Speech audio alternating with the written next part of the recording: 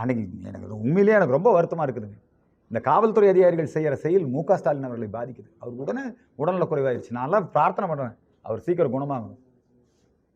அப்படி ஒரு பூஜையை தடுக்கக்கூடாதுங்க, தப்பு. ஒரு வழிபாட்டு உரிமையை பறிக்கக்கூடாது.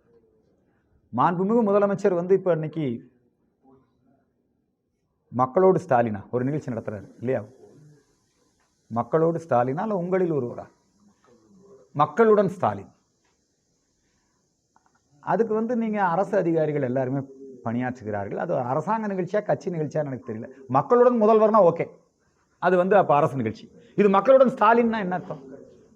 அந்த மக்களுடன் ஸ்டாலின்னு போட்டு அதுக்கு ஒரு 5 IAS ஆஃபீஸரை போட்டு அமுதா மாதிரி இருக்கிறவங்களெல்லாம் நல்லா அவங்களெல்லாம் போட்டு எல்லாத்துக்கிட்டையும் மனு வாங்கி யார் யாருக்கு ஓய்வூதியம் கிடைக்கணும், விதவை பென்ஷன், பட்டா மாறுதல், அவங்க கோரிக்கை இதெல்லாம் வாங்கிட்டு அந்தந்த இடத்துலயே அதுக்கு தீர்வு காணக்கூடிய ஒரு நிகழ்ச்சி, ஜமாபந்தி மாதிரி தான். அப்போ அதில் இப்போ நீதிமன்றம் என்ன பண்ணிருச்சுன்னா, அந்த ஓரணியில் தமிழகம்னு சொல்லி வீடு வீடாக போய் இவங்க இந்த உறுப்பினர் சேர்க்குறாங்க இல்லைங்க, அதில் ஓடிபிலாம் கேட்குறாங்க.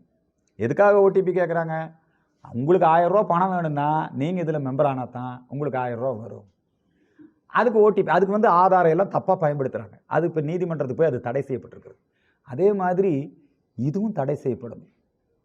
மக்களுடன் ஸ்டாலின் என்கிற நிகழ்ச்சி அரசு அதிகாரிகளை அரசு எந்திரத்தை பயன்படுத்தி தங்களுடைய கட்சி அதை ப்ரமோட் பண்ணுறதுக்காக, தேர்தலுக்காக ப்ரமோட் பண்ணுறதுக்காக இப்போ இந்த வேலையை செய்கிறாரு.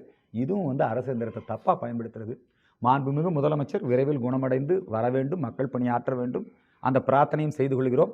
அதே நேரத்திலே அவருடைய கவனத்திற்கு எங்களுடைய வழிபாட்டு உரிமையை பறித்தது, கோயிலுக்கு சாமி கும்பிட சென்றவர்களை கைது செய்தது, எங்களுடைய வெல்லும் தமிழகம் யாத்திரைக்கு தடை விதித்தது, இந்த விஷயங்கள்லாம் ஸ்டாலினுடைய கவனத்திற்கும் முதலமைச்சருடைய கவனத்திற்கும் கொண்டு வருகிறோம். எங்களுக்கு நீதி வேண்டும், எங்களுக்கு பேச்சுரிமை வேண்டும், கருத்துரிமை வேண்டும். இந்த கோரிக்கையை முன்வைக்கிறோம். நாங்கள் நீதிமன்றத்தையும் இது சம்பந்தமாக அணுக இருக்கிறோம். டயா பூஸ்டர் சுகருடைய ரிமோட் கண்ட்ரோல் இனி உங்க கையில. அனைத்து மருந்து கடைகளிலும் கிடைக்கும். செய்திகளை உடனுக்குடன் தெரிந்து கொள்ள கீழ்கண்ட கேபிள் மற்றும் DTH நெட்வொர்க்குகளில் எம்நாடு செய்தி தொலைக்காட்சியை காணுங்கள். பாதகம் செய்பவரை கண்டால் நாம் பயம் கொள்ளலாகாது பாப்பா.